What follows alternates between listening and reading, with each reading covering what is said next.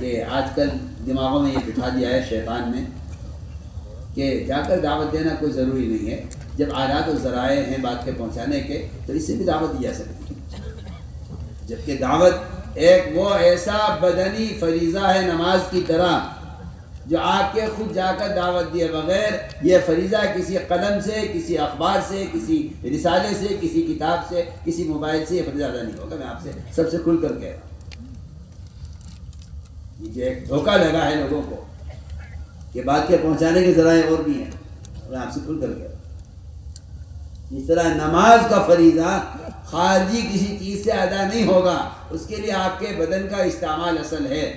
ایسے میں کہنا چاہتا ہوں کہ دعوت کا فریضہ آپ کے بدن سے متعلق ہے، یہ کسی قلم سے، کسی رسالے سے، کسی اخبار سے یہ فریضہ ادا نہیں ہے۔ آپ حدیث کو غور کیجئے نا تو میری بات سمجھ میں آئے گی نا، کیونکہ رواجی طریقے اتنے چل گئے ہیں کہ اب سنت طریقوں پر اگر کہا جائے تو لوگ سمجھتے ہیں کہ یہ الگ بات کر رہے ہیں اور ان کا تفرد ہے، جی ہاں، اور یہ کوئی نئی بات ہے، کیونکہ سنتیں اتنی پرانی ہو گئی ہیں کہ ان کا تذکرہ کرنا آدمیوں کو نئی بات لگتی ہے۔ اس کو میرا دل چاہتا ہے کہ آپ کو سمجھاؤں کہ دعوت کا فریضہ کیسے ادا ہو۔ تو میں نے عرض کیا کہ ہاتھ سے منکر کو بدلنا اعلیٰ ایمان ہے اور یہ اعلیٰ جہاد ہے۔ دوسرا درجہ کہ آپ زبان سے جا کر لوگوں کو سمجھا کر انہیں مسجد میں لے آئیں۔ یہ نہیں ہم کو بتا دے معروفات کیا منکرات کیا، یہ دعوت نہیں ہے۔ کسی کو منکرات معروفات بتانا دعوت نہیں ہے، معلومات ہے۔ کتابوں سے آپ کو معلوم ہو جائے گا یہ منکر ہے، یہ معروف ہے۔ وقت ثقیف کو معلوم تھا کہ یہ فرائض ہیں جو ادا کرنے ہیں، ان کو معلوم تھا، انہوں نے کہا نماز نہیں پڑھیں گے، روزہ نہیں رکھیں گے، زکوٰۃ نہیں دیں گے، حج نہیں کریں گے، جہاد نہیں کریں گے، اور ہم آپ کلمہ پڑھ کے مسلمان ہونا چاہتے ہیں۔ تو میں انہیں مسجد میں رکھو، اس ماحول میں رہے بغیر ان میں عمل کی استعداد پیدا نہیں ہو سکتی۔ میں نے عرض کیا کہ آپ زبان سے ان کو سمجھا کر مسجد میں لے آئیں۔ یہ درمیانہ جہاد ہے اور یہ درمیانہ ایمان ہے کہ آپ زبان سے سمجھیں۔ سب سے ضعیف ترین ایمان، سب سے کمزور ایمان اس مسلمان کا ہے جو کسی گناہ کو ہوتا ہوا دیکھ کر دل سے رو رہا ہے کہ اللہ یہ کیا ہو رہا ہے، یہ نہیں ہونا چاہیے، میں زبان نہیں کھول سکتا، یہاں ماحول میرے خلاف ہو جائے گا، میں مجبور ہوں۔ یہ صرف گناہ کو دیکھ کر جسے اگر کڑ رہا ہے تو یہ اس کا سب سے ضعیف ترین ایمان ہے اور یہ سب سے ضعیف ترین جہاد ہے۔ اور اگر خدا نہ کرے، اللہ نہ کرے، کوئی مسلمان کسی گناہ کو ہوتا ہوا دیکھ رہا ہے اور اس کو روکنے کی اور اس کو بدلنے کی کوشش نہیں کرتا تو صاف اس کے اندر ہے کہ اس کے دل میں ایمان کا ذرہ بھی نہیں ہے۔ پھر وہ مسلمان یہ منکر کو دیکھ کر خوش ہو رہا، بتائیے اس کو ایمان کہا جائے اس کے دل میں یا فسق کہا جائے اس کے دل میں کہ کیا ہے؟ منکر کو دیکھ کر خوش ہو رہا ہے۔ یہ تو کمزور ایمان اس کا تھا جو منکر کو دیکھ کر غمگین ہو رہا تھا، اس کا ایمان ہے سب سے کمزور ایمان۔ اور اگر یہ منکر کو دیکھ کر خوش ہو رہا ہے تو پھر تو آپ خود ہی فیصلہ کیجئے۔ ایسے حالات میں مسلمان یہ کہہ دیا ہمیں ایمان کی کیا ضرورت ہے، ہم تو ایمان والے۔ تو میں نے عرض کیا دوستو، ایمان کی تکمیل کا اصل سبب یہ ہے آدمی غلط ماحول میں رہتے دین سے بالکل ناواقف ہو جاتا ہے اور عمل کی اصلاح ختم ہو جاتی ہے۔ اس لیے کہا گیا کہ پہلا کام یہ ہے فرد کو دعوت دے کر ایمان کے حلقوں میں ایمان سیکھنے کی غرض سے لے کر آؤ۔ اجلس بنا نومی ساعتن، صحابہ اکرام کا یہ قول ہے، ان کا عمل ہے۔ ایمان کی زیادتی کا میں آپ کو طریقہ بتا رہا ہوں کہ اس کا بلکہ میں کہتا ہوں کہ صحابہ کا تو عمل یہی ہے، لیکن سنت بھی یہی ہے۔ یہ اور سنیے آگے کہ سنت بھی یہی ہے۔ مسجد میں ایمان کے حلقوں میں جڑنا ہی ایمان کی تکمیل کا واحد سبب ہے۔ میں سنت سے حدیث سے کہہ رہا ہوں۔ زید رواحہ رضی اللہ تعالیٰ عنہ نے جب ایک صاحب کو دعوت دی تو کہا کہ آؤ ایمان لائیں گے، تو آج کل کے لوگوں کی طرف بھی اشکال ہوا کہ تو ایمان والے ہیں، یہ کون سے ایمان کی دعوت دے رہے ہیں، لا چکے ہم تو ایمان، ہم تو کفر اسلام میں آ گئے۔ آج مسلمان نہیں سمجھتا ہے ایمان لانا یہ ہے کہ ایک غیر مسلم مسلمان ہو جائے ایمان لے آئے، وہ بھی یہ سمجھے جا کے اشکال کیا صلی اللہ علیہ وسلم سے کہا کہ رسول اللہ یہ اس طرح کہتے ہیں، مجھ سے کہہ رہے ایمان نہیں، مجھے ایمان لا چکا ہوں. فرمایا نہیں، ابن رواحہ مسجد میں ایمان کے وہ حلقے قائم کرنا چاہتا ہے جس کو دیکھ کر ملائکہ کے سامنے اللہ تعالیٰ فخر فرماتے ہیں کہ دیکھو میرے بندوں کو وہ میرے تذکروں پر اور میری بڑائی کے تذکروں پر اور میرے احکام کے تذکروں پر جمع ہیں. سمجھتے تھے یہاں ایمان کے حلقوں میں جمع ہو کر بیٹھو گے تو فرشتے تمہیں پروں سے آسمان تک گھیریں گے، اور یہاں فرشتوں کے پروں سے دلوں میں اس طرح ہدایت کا نور اترے گا جس طرح مرغی کے پروں میں انڈوں کے رہنے سے انڈوں میں حیات پیدا ہو جاتی ہے. آپ برتن بتائیے تو صحیح، جو انڈا مرغی کے پر سے دور رہ جاتا ہے وہ سڑتا ہے، اس میں بدبو ہوتی ہے، اس میں گندگی بنتی ہے، اگر پھوٹ جائے تو گھر میں اس کی کوئی بدبو برداشت نہیں کر سکتا، اتنی سخت بدبو ہوتی ہے. اگر آپ کو کسی کو تجربہ اور اس کا کر کے دیکھ لینا کیا بات ہے، کیوں بدبو ہے اس کے اندر، اسے بچہ کیوں نہیں بنا. اتنی سی بات ہے کہ یہ انڈا مرغی کے پر سے باہر لے گئے. ایک جانور کے پروں میں انڈے کے رہنے سے اس میں حیات پیدا ہو جاتی ہے، دور رہنے میں گندگی پیدا ہو جاتی ہے. جو آدمی فرشتوں کے پروں میں رہے گا بتائیے تو صحیح، اس کے اندر ہدایت کا نور، اس میں عبادات کا شوق کیوں نہیں پیدا ہوگا، جبکہ ملائکہ وہ مخلوق ہیں جو تمام گناہوں سے پاک ہیں اور اللہ تعالیٰ کی عبادت میں ہمیشہ مشغول ہیں. ہمارے گشت کا یہ موضوع ہے، میں سب سے کہتا ہوں ہمارے گشت کا موضوع دین کی بات پہنچانا نہیں ہے. ہمارے گشت کا موضوع منکر کے ماحول سے مسلمان کو اٹھا کر نیکی کے ماحول میں لانا ہے. ہمارا گشت کا موضوع ہے، کیونکہ سنت تربیت کا سنت طریقہ یہی ہے. میں حصر کے ساتھ کہہ رہا ہوں یہی ہے، میں کہہ رہا ہوں سنت طریقہ تربیت کا یہی ہے. آپ صلی اللہ علیہ وسلم ایسے لوگ جنہیں اسلام سے وحشت یا اسلام جو لے آئے فرائض سے وحشت، آپ صلی اللہ علیہ وسلم ان کے لیے مسجد نبوی میں انتظام کیا کرتے تھے.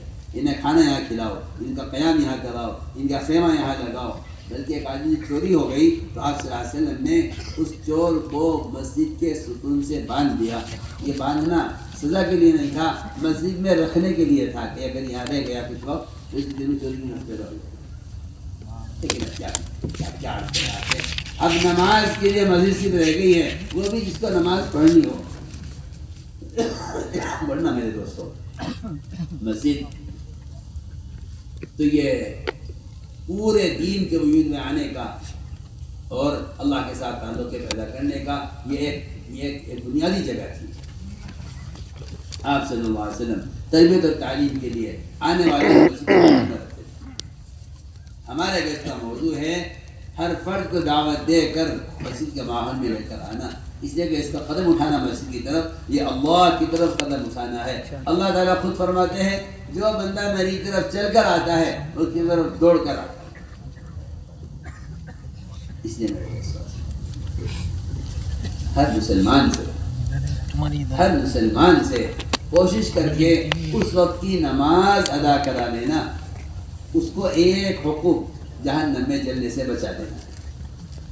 2 کروڑ 80 لاکھ سال کتنی بڑی مدت ہے ایک نماز کو قضا کرنے، ایک نماز کے قضا کرنے کا. ہم بھری مسجد لے کر مطمئن ہوتے ہیں کہ ماشاءاللہ ہمارے یہاں بہت نمازی ہیں. بہت نمازی ہیں وہ جو بازار میں ایک آدمی نماز چھوڑے ہوئے ہیں. آپ نماز پڑھنے والے کی تعداد کو مت دیکھیے، آپ اس بازار کو اس مجمع کو دیکھیے جو نماز سے واقف ہے. ہمارے یہاں اس کا موضوع ہے یہ ایک مسلمان کو ایک حقوق جہنم میں جلنے سے بچانے کے لیے گشت ہے. اگر کوئی غور کرے ایک تنظیم بنا دی ہے ملاقاتوں کی، وہ مشورے دے ہو گئے 2-4-6 نام، وہ آپ نے گھروں پر ملاقاتیں کر لی کہ جی ہمارا تو گشت ہو رہا ہے، مجھے تو فلاں گھر دیا گیا تھا، فلاں گھر دیا گیا تھا، فلاں گھر دیا گیا تھا. وہاں میں نے ملاقاتیں کر لی ہیں اور میں نے ان کو بٹھا کر وہاں کی سمجھا دیا ہے.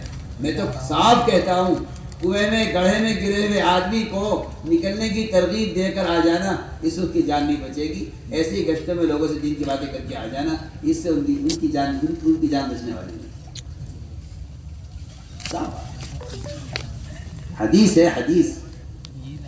حدیث ہے صحیح روایت ہے کہ نجات صرف منکر کرنے والے کا ہاتھ پکڑنے میں نجات. آپ ان موبائلوں سے دین کی باتیں پھیلا کر سمجھتے ہیں کہ دین پھیل جائے گا. منکر کرنے والے کا ہاتھ اگر پکڑو گے تو نجات ہے، اور اگر تم نے اس کا ہاتھ نہ پکڑا جو کشتی میں سوراخ کر رہا ہے تو تم بھی ڈوبو گے، یہ بھی ڈوبے گا. یہ صاف روایت ہے. اس لیے میں کہتا ہوں کہ دعوت کوئی کھولی چیز نہیں ہے. دعوت ایک عملی فریضہ ہے. دعوت ایک عملی فریضہ ہے.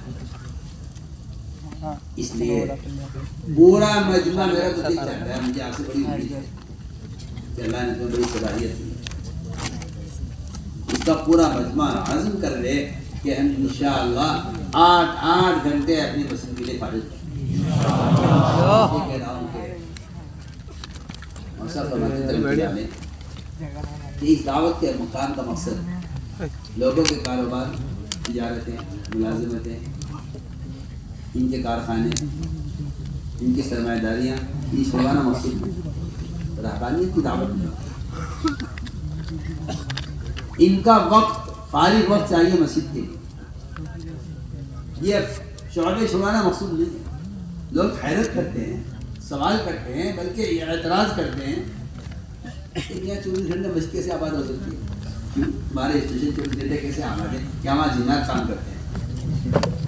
تمہارے ہوٹل 24 گھنٹے کیوں آباد ہیں؟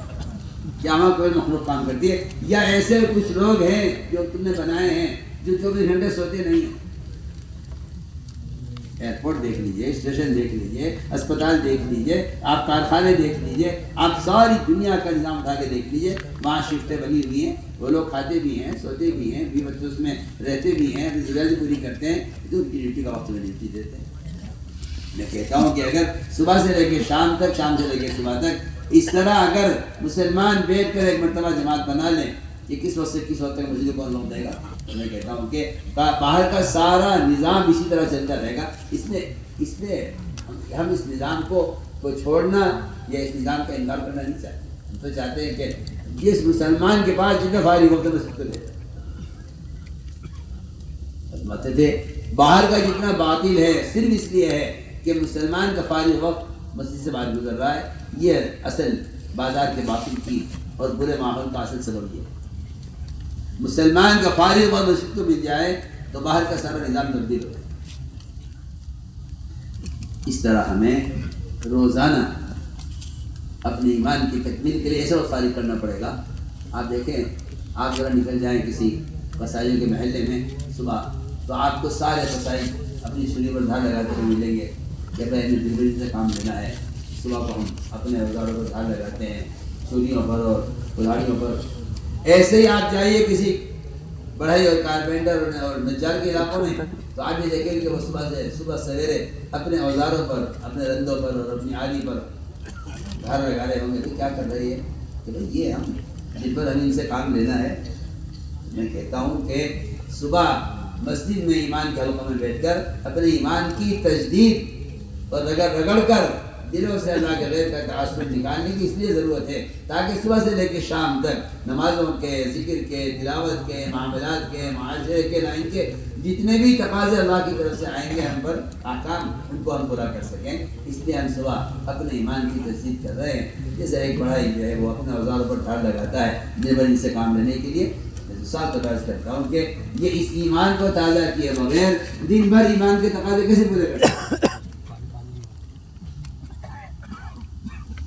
تو یہ ہے بنیادی بات جو میں نے آپ سے کہی ہے کہ اس کام کا بنیادی مقصد ہر مسلمان کو چاہیے کہ وہ دعوت کے ذریعے اپنی ایمان کی تکمیل کرے. یہ بات اٹل ہے، پکی چکی بات ہے. وہ حدیث سے بھرے ہوئے ہیں کہ دوسروں کو خود جا کر دعوت دیے بغیر ایمان کی تکمیل نہیں ہوگی. چاہے آپ نماز پڑھتے ہوں، دیندار ہوں، روزے رکھتے ہوں، حج و زکوٰۃ کرتے ہوں، اعمال خیر کرتے ہوں، کچھ بھی کرتے ہوں. یہ بات پورا کر لیتے ہیں. اس دعوت کو علماء نے دعوت دینے کو فرض عین قرار دیا اسی لیے ہے کہ ایمان فرض عین ہے اور اس کی تکمیل کا یہ سبب ہے. یہ ہر ایک کی اپنی ضرورت ہے. تبلیغ جماعت میں لگوں نہ لگوں، تبلیغ جماعت کا سوال نہیں ہے. سوال ہے میرے اپنے ایمان کا. آپ یہ سمجھتے ہیں کوئی جماعت ہے جس میں داخل ہو جاؤں یا نکل جاؤں؟ نہیں. امر معروف نہی عن منکر یہ ہر فرد کی ذمہ داری ہے اور یہ امت مسلمہ کی اجتماعی ذمہ داری ہے. ہمارا کام طریقہ کار بتانا ہے. ہمارا کام کوئی جماعت بنا کر یا کوئی فرقہ بنا کر لوگوں کو دعوت دینا کہ ہمارے فرقے میں آؤ، آپ ہماری جماعت میں آؤ. ہمارا کام یہ ہے. اس لیے دوستوں یہ ہے ایمان کا فریضہ. اور واقعی جتنا ایمان میں کمال ہوگا عبادات میں کمال ہوگا. اللہ نے قرآن میں نماز کو ایمان کہا ہے. نماز کے بغیر ایمان نہیں اور ایمان کے بغیر نماز نہیں. کتنا بڑا امت کا کتنا بڑا طبقہ ہے جو نماز سے غافل ہے. کتنا بڑا طبقہ ہے جو نماز سے غافل ہے. اور یہ بات یاد رکھو، جس کی زندگی میں نماز نہیں اس کا اسلام میں کوئی حصہ نہیں. اس کے اسلام میں کوئی حصہ نہیں. جس کی زندگی میں نماز نہیں اس کے اسلام میں کوئی حصہ نہیں. عمر رضی اللہ عنہ نیزہ مارا گیا اور زخم اتنا گہرا تھا کہ معدے تک پہنچ گیا. اور دودھ پلایا گیا تو وہ دودھ زخم سے باہر آ گیا. مطلب بے ہوش تھے. یہ خلیفہ ثانی ہیں. ان کے آخری کلمات کیا ہیں؟ اور آپ صلی اللہ علیہ وسلم خاتم الانبیاء ہیں. آپ کے آخری کلمات کیا ہیں؟ آپ کے آخری کلمات الصلاۃ الصلاۃ. آپ نے پوری اپنی زندگی کی ساری محنت کا خلاصہ اپنی موت کے وقت تین الفاظ میں پوری زندگی کا خلاصہ آپ نے پیش کیا. پوری زندگی کی محنت. الصلاۃ الصلاۃ کی اگر فرمایا اللہ کے حقوق کی حفاظت، اللہ کے حقوق کی حفاظت، اس کا اہتمام. وما ملکت ایمانکم یہ اگر فرمایا کہ اللہ کے بندوں کے حقوق کا ادا کرنے کا اہتمام. اور تیسری بات یہ فرمائی وما ملکت ایمانکم. اور تیسری بات یہ فرمائی کہ انفی جیش اسامہ، کہ اسامہ کے لشکر کو روانہ کر دینا میری موت سے متاثر ہو کر. ایسا نہ ہو کہ تم جماعت کو روکو.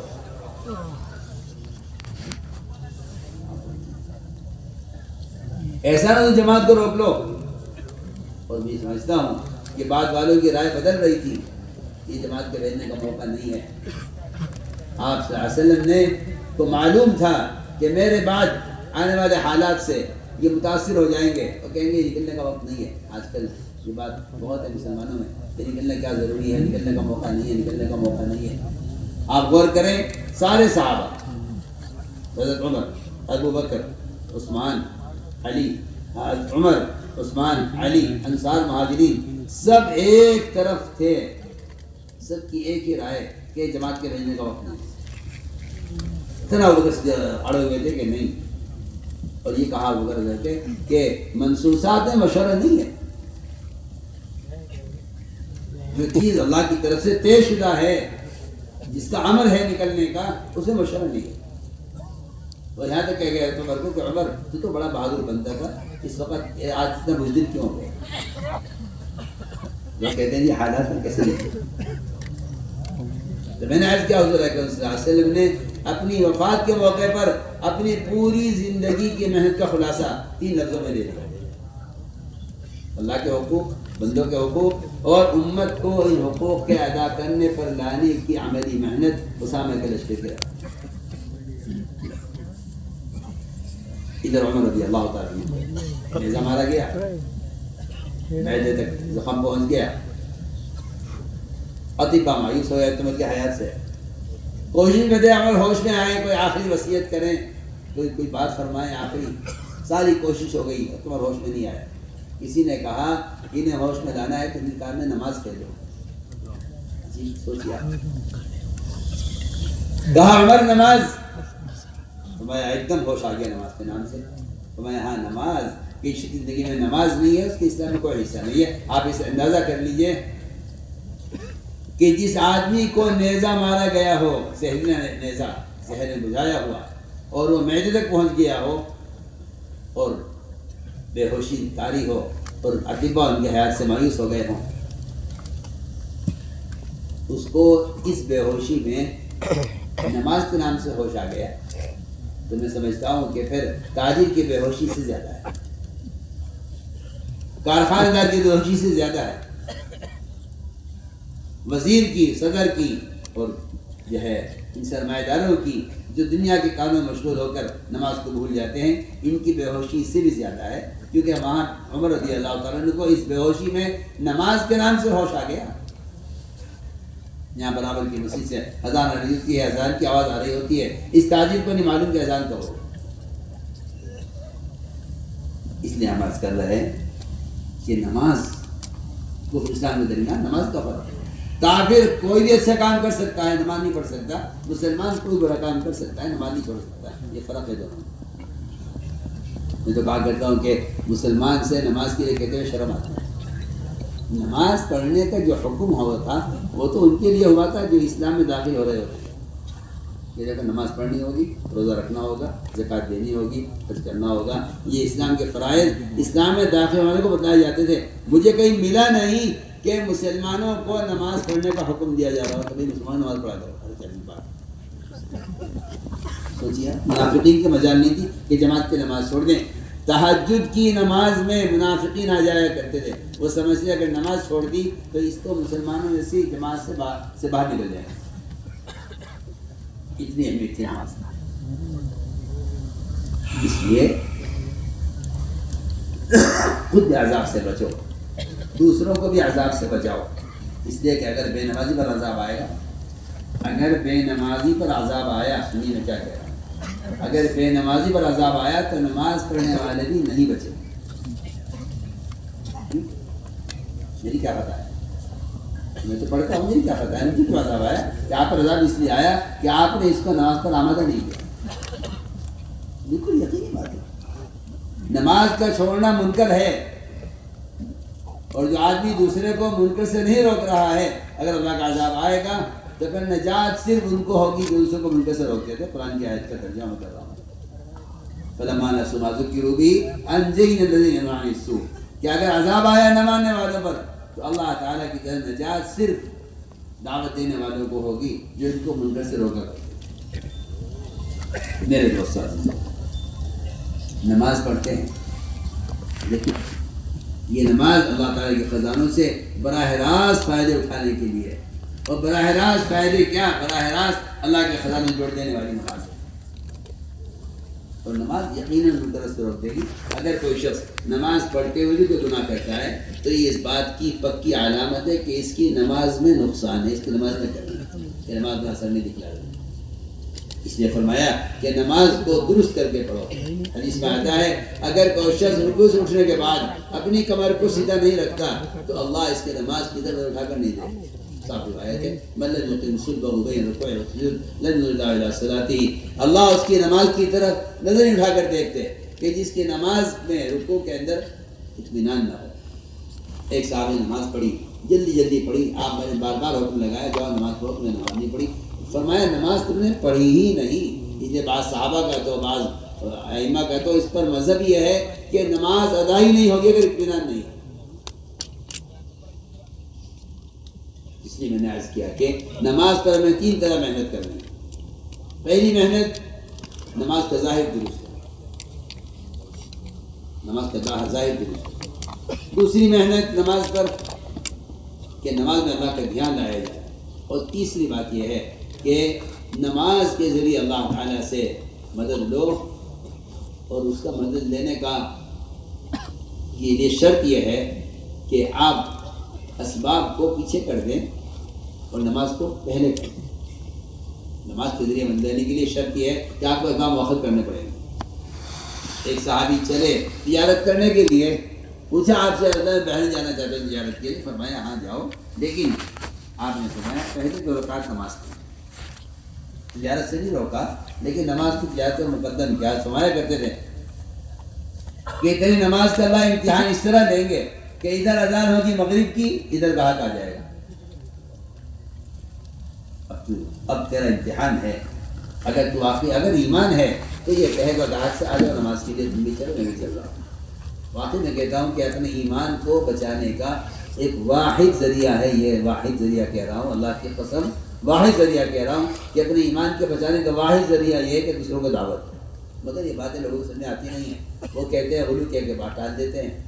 میں اس کی آسان مثال دے رہا ہوں، آپ کے اپنے ایمان کے بچنے کا جو واحد سبب ہے وہ صرف دوسرے کو دعوت دینا ہے. وہ اس کی مثال آپ کو پیش کرتا ہوں. اگر آپ دکان پر ہیں اور مغرب کی نماز کے وقت کوئی گاہک آ جائے, ادھر اذان ہوئی مغرب کی, ادھر گاہک آ گئے,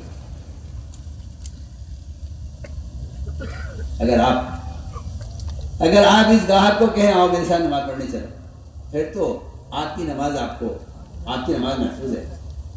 اور اگر آپ اس گاہک کو دعوت نہیں دیتے تو پھر وہ گاہک تو اپنے سامان کا داعی ہوگا اور آپ اس کے مدعو ہوں گے, اور یہ کہہ کر کہ بھائی جماعت کی نماز تو چھوٹ گئی ہے, چلو بعدیں پڑھ لوں گا.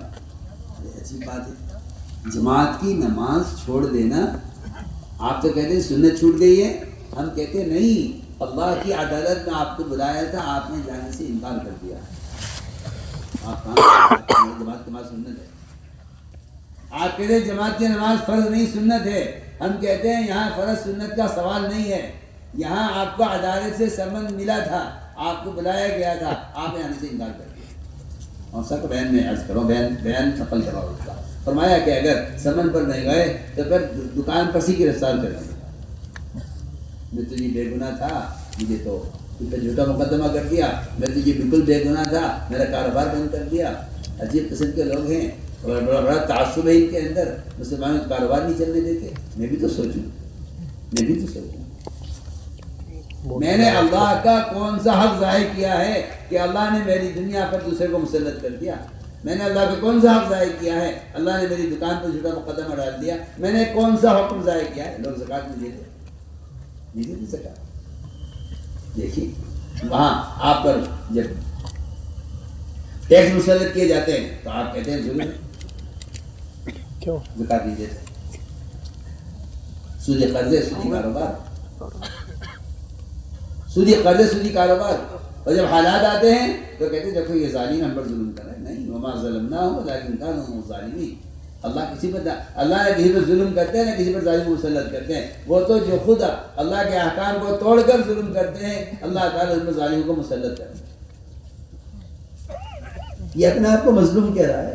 یعنی میرا کاروبار انہوں نے ختم کر دیا, مجھ پر انہوں نے جی ایس ٹی لگا دی, مجھ پر انہوں نے مقدمہ کر دیا, میری اتنی آمدنی پر وہ ضبط کر لیا. اچھی بات ہے. کبھی تنہائی میں بیٹھ کے سوچئے کہ میں نے کتنی نمازیں ضائع کی, اللہ فرما رہے نا, جو نماز کو ضائع کر دے میرا اس سے کوئی عہد نہیں ہے. تم جہاں چاہو جاؤ, جو چاہو کرو, میرا تم سے کوئی عہد نہیں. انسان اللہ کا حق مارتے تو سوچتا نہیں ہے, اور جب بندے اس کا حق مارتے ہیں تو پھر یہ کہتا ہے میں مظلوم ہوں. اپنے اللہ کے درمیان تو اپنے آپ کو ظالم نہیں سمجھتا, اپنے مخلوق کے درمیان اپنے آپ کو مظلوم سمجھتا ہے. جب مسلمان زکوٰۃ دیا کرتا تھا تو غیروں سے ٹیکس دیا کرتا تھا. آج مسلمان نے تھوڑی سی مقدار زکوٰۃ کی روک لی ہے اللہ کو دینے سے, اللہ نے ان غیروں کو ان پر مسلط کر دیا جو غیروں کو ٹیکس دیتے. جب مسلمان زکوٰۃ دیتا تھا ٹیکس دیا کرتا تھا. جب مسلمان نے زکوٰۃ روک لی ہے, اس زکوٰۃ کی مقدار سے کہیں زیادہ, 10 گنا زیادہ مسلمان ٹیکس بھرتا ہے. بتا دیجیے, آپ دیکھ لیجیے, آپ کا ٹیکس زیادہ ہے, زکوٰۃ کی مقدار زیادہ ہے. دیکھیے اللہ نے تو تھوڑا سا مانگا تھا, وہ بھی اپنے لیے نہیں, فقراء کے لیے. اس لیے میں نے عرض کیا ہے کہ وہ تو امتحان ہوگا کہ آپ کا نماز پر کتنا ایمان ہے. اگر آپ دکان چھوڑ کر نماز کے لیے آ رہے ہیں تو اللہ تعالیٰ کا وعدہ ہے کہ رزق میں دوں گا. اس لیے میں کہا کرتا ہوں کہ گاہک جو آتا ہے وہ اصل میں رزق دینے کے لیے بلایا بھیجا اللہ نے اس کو. اللہ نے اس کو اس وقت اس امتحان کے لیے بھیجا ہے کہ تو ایمان والا ہے یا نہیں. اگر ایمان والا ہے تو نماز مقدم کرے گا, اور اگر ایمان والا نہیں ہے تو پھر تو گاہک کو مقدم کرے گا, نماز کو ضائع کر دے گا. میرے بزرگ دوستوں عزیزو, اذان مسجد میں بلانے کے لیے ہے, نماز کا ٹائم بتانے کے لیے نہیں ہے. نماز کے ٹائم تو بہت پہلے بتا دیے تھے نماز کے ساتھ, جبرائیل نے نمازیں پڑھ کے بتا دی تھی آپ کو. اذان تو بہت بعد میں آئی ہے, بہت بعد میں. اذان بہت بعد میں آئی, اذان بہت بعد میں آئی ہے, لیکن نماز کے اوقات پہلے بتا دیے. اس لیے میں کہا کرتا ہوں کہ اذان کوئی نماز کا اعلان نہیں ہے, بلکہ اذان اللہ تعالیٰ کی طرف سے مسجد میں آنے کا سمن ہے. جس طرح عدالت کا سمن ہوتا ہے نا، کیا ہوتا ہے عدالت کا؟ اگر نہیں گئے تو تمہارے خلاف وارنٹ کٹ جائیں گے فوراً. دیکھے تو یہ تو مخلوق کی عدالت کا حال ہے، پھر خالق کی عدالت کا حال کیا ہوگا؟ جبار ہے، قہار ہے، اس نے بلایا ہے آپ کو، اور آپ یہ کہہ کے چھوڑ دے کر نماز سے باہر پڑھنا سنت ہے، کوئی فرض نہیں ہے. کہ نہیں، اس کا سوال سنت فرض کا نہیں ہے، سوال اس کا ہے اللہ نے بلایا تھا، آپ آئے یا نہیں آئے؟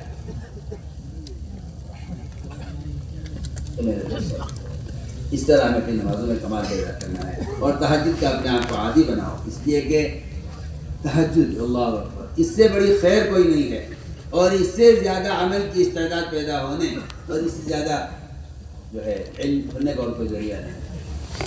رات کے قیام کو صحابہ کرام پر 1 سال تک فرض کیا گیا.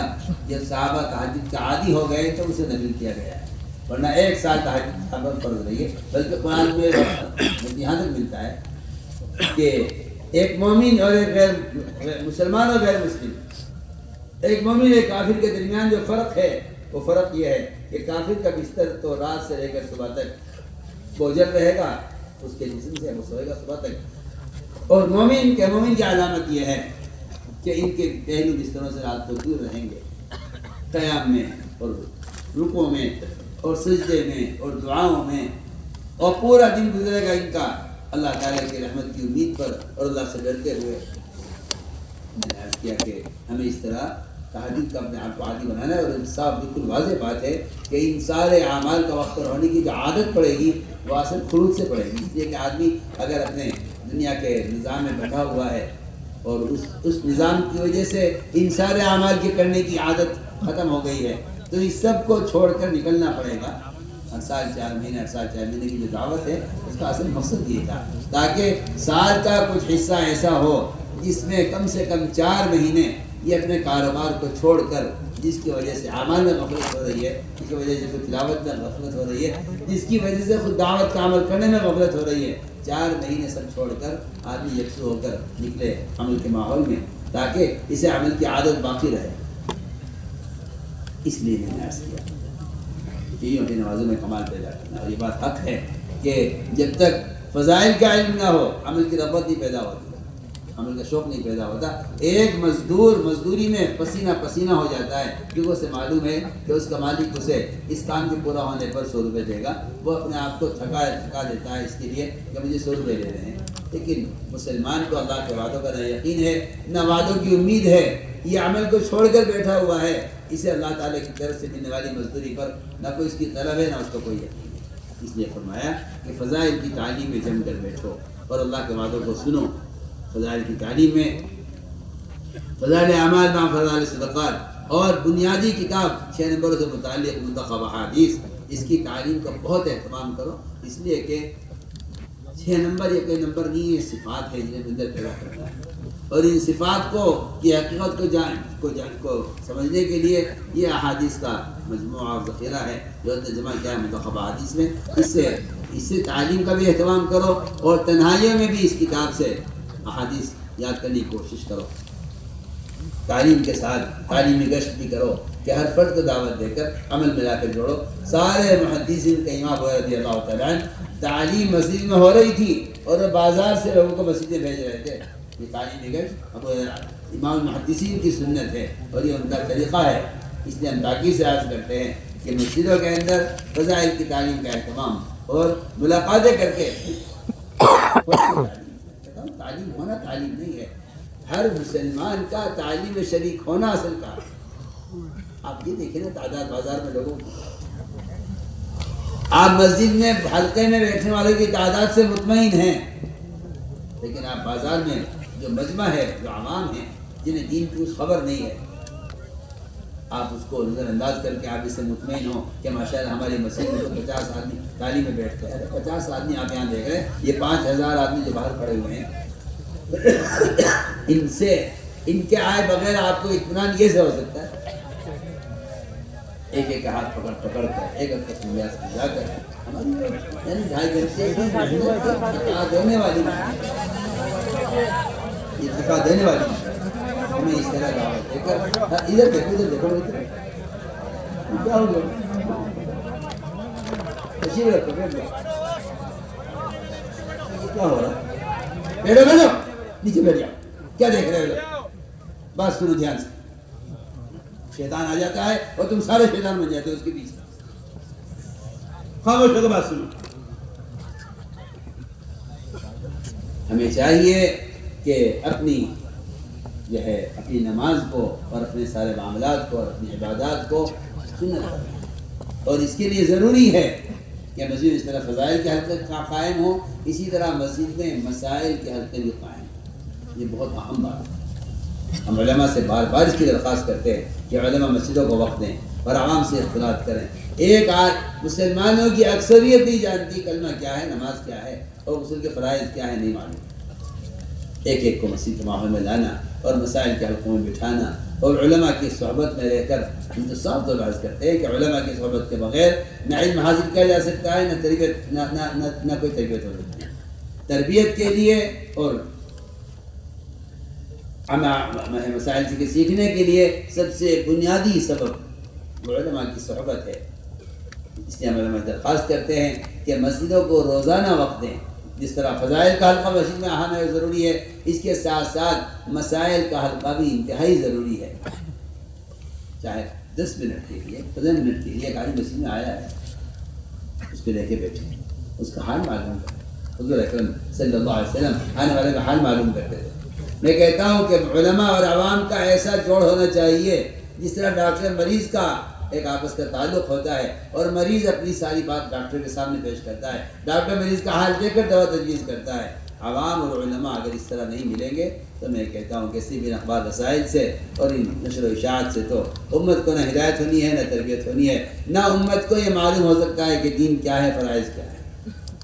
سب سے اہم بات ہم عرض کر رہے ہیں کہ ہر مسجد کو ہم مدرسہ بنانا چاہتے ہیں تاکہ عوام اور علماء کے درمیان کے اس اجتماع سے امت کی تربیت ہو اور امت ہدایت پر کریں گے انشاءاللہ اہتمام۔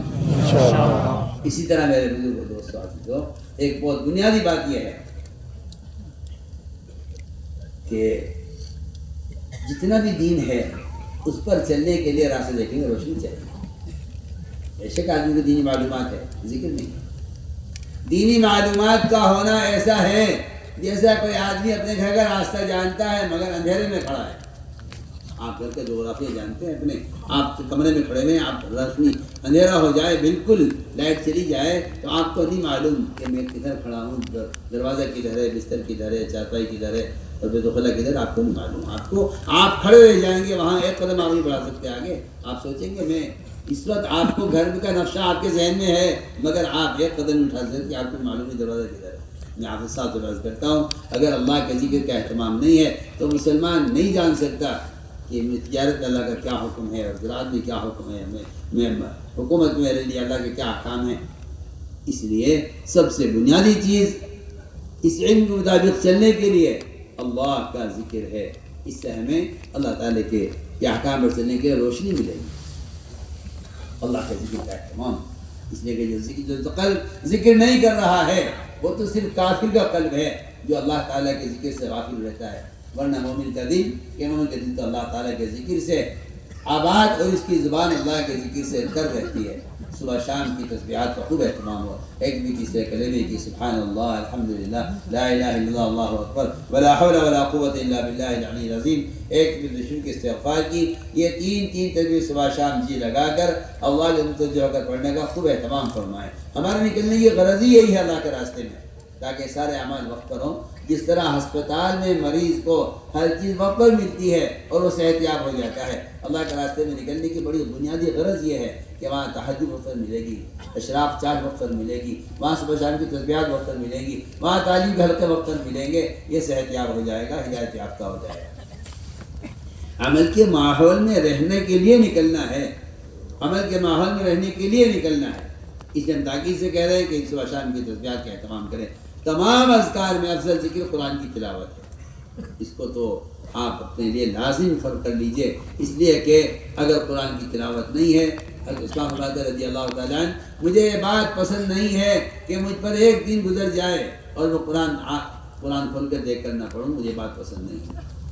بلکہ فرمایا کرتے تھے کہ قرآن کی تلاوت میں دل نہ لگنا دلوں کی گندگی کی علامت ہے۔ قرآن کی تلاوت میں دل نہ لگنا دلوں کی گندگی کی علامت ہے۔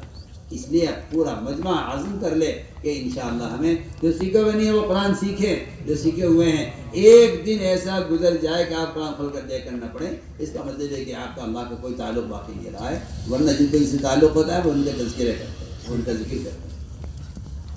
لیکن یہ بات میں پورے مجمع سے پوری تاکید سے کہہ رہا ہوں کہ اللہ کے واسطے باز آ جاؤ، قرآن موبائل میں ہرگز مت پڑھنا، قرآن میں دیکھ کر پڑھو، قرآن کو قرآن میں ہی دیکھ کر پڑھو۔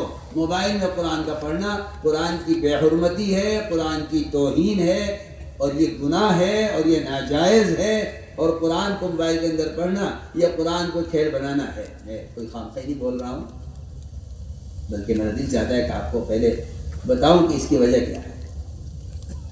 پہلے تو آپ سیرت سے سنیے، سیرت سے کہتا ہے صحابہ نے عرض کیا رسول اللہ نماز کے لوگوں کو جمع کرنے میں دشواری ہوتی ہے، اذان اس وقت شروع نہیں ہوئی تھی، اذان بعد میں آئی، ہمیں لوگوں کو نماز کے لیے بلانا پڑتا ہے، بلال ہر گھر میں جاتے ہیں، لوگوں کو نماز کے لیے لاتے ہیں۔ اگر آپ اجازت دیں تو لوگوں کو متوجہ کرنے کے لیے، لوگوں تک آواز پہنچانے کے لیے اگر ہم ڈھول بجا دیا کریں، سننا بہت توجہ سننا میری بات، فرمایا کہ نہیں، یہ ان کا طریقہ ہے، ہم ڈھول بجا کر لوگوں کو نماز کے لیے جمع نہیں کریں۔ صحابہ نے کیا کرتے پھر ایسا کرتے ہیں، سارنگی لے لیں، سارنگی میں کچھ نہیں، آواز ہوگی صرف، ہم آواز دیں گے نماز، اور دور تک آواز پہنچ جائے گی سارنگی سے، لوگ نماز کے لیے آ جائیں گے۔ فرمایا سارنگی نصارہ کا طریقہ ہے، ہم استعمال نہیں کریں۔ صحابہ نے کہا پھر آسان راستہ یہ ہے کہ ایک مرتبہ سب کو جمع کر کے بتا دیا جائے کہ 5 وقت نماز سے پہلے دھواں اٹھے گا مسجد سے، اور آسمان کی طرف دھواں اٹھے گا، بلندی میں دھواں جائے گا، سب دیکھیں گے کہ مسجد میں دھواں اٹھ رہا ہے، چلو نماز کا وقت ہو گیا۔ فرمایا آگ جلا کر جمع کرنا آگ کے پجاری مجوسیوں کا طریقہ ہے، یہاں سے سنیے آپ، وہ زمانے کے آلات تھے لوگوں کو جمع کرنے کے لیے، آواز پہنچانے کے لیے۔ آپ نے مروجہ نظام کو منع کر دیا کہ رواجی طریقہ اختیار نہیں کریں گے نماز کے لیے۔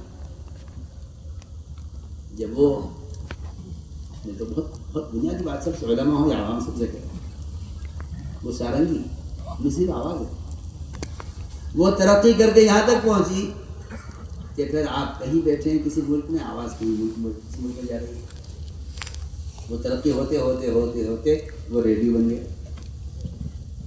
میں یہ جو اصل بات کہنا چاہتا ہوں، اس ریڈیو کے بارے میں میری بات بہت دھیان سے سننا سر، اس ریڈیو کے بارے میں حضرت تھانوی مولانا اشرف علی تھانوی رحمۃ اللہ علیہ سے کسی نے فتویٰ معلوم کیا کہ مولانا یہ بتلائیے ہمیں کہ ہمارے ریڈیو پر گانے بھی آتے ہیں اور گانا بجانے بھی اس میں ہوتا ہے، میوزک بھی آتا ہے، اسی میں کسی اسٹیشن پر قرآن بھی آتا ہے، تو کیا جس ریڈیو پر گانے بجانے بھی آتے ہوں، قرآن بھی آتا ہو، تو کیا ہم ریڈیو پر قرآن سن سکتے ہیں یا نہیں؟ یہ استفتاء کیا ایک صاحب نے حضرت تھانوی رحمۃ اللہ علیہ سے، مسئلہ معلوم کیا۔ جواب آیا حضرت تھانوی کا، ریڈیو پر قرآن سننا جائز نہیں ہے، اور اگر کوئی ریڈیو پر قرآن سن رہا ہے تو اس کو قرآن سننے سے روکنا واجب ہے دیکھنے والے کے لیے۔ اور اگلی بات یہ فرمائی کہ جو قرآن ریڈیو پر سننا قرآن کی بے حرمتی ہے اور قرآن کو کھیل بنانا ہے۔ آپ پھر سب کان کھول کے سن لیجیے، آپ بتائیے کہ ریڈیو کے اندر زیادہ گانے یا موبائل میں زیادہ گانے، بتائیے کیا فائدہ ہے؟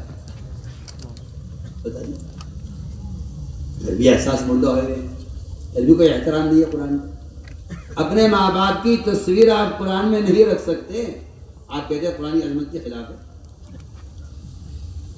اور آپ ان ننگی تصویروں میں قرآن رکھ کے پڑھ رہے ہیں۔ سوچیے، ان گندی فلموں میں ننگی تصویروں میں قرآن رکھ کے پڑھ رہے ہیں۔ عجیب، آپ کی عقل کو داد دی جائے، کیا یہ کیا کہا جائے آپ کو؟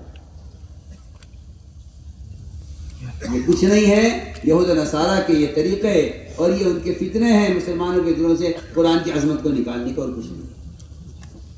ارے قادسیہ کی جنگ میں صحابہ نے قرآن ساتھ رکھا ہوا تھا، اللہ نے قرآن کی وجہ سے مدد کی ہے قادسیہ کی جنگ میں، قتال میں. ہم آپ سب سے پوری اہمیت کے ساتھ عرض کر رہے ہیں. اس کی امید ہے کہ انشاءاللہ یہ ہمارا مجمع ہے بات کو لے گا. ہماری عقل نہیں قبول کرتی اس بات کو. کہاں قرآن، کہاں عریان، کہاں ننگی تصویریں، کہاں قرآن. جس قرآن کو محمد صلی اللہ علیہ وسلم کے دل کو، جبکہ آپ کا دل جب اللہ اکبر، آپ یہ لائٹیں بند کر دینا کیا ضرورت تھی؟ کیوں کھیل رہی سے لائٹیں ہوئے کھیلتے رہتے بیٹھے ہوئے بات سنیے آپ محمد صلی اللہ علیہ وسلم. اللہ اکبر.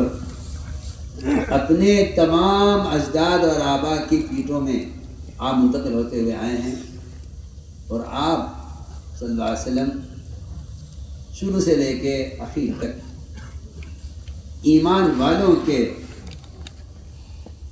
اور سجدے کرنے والوں کے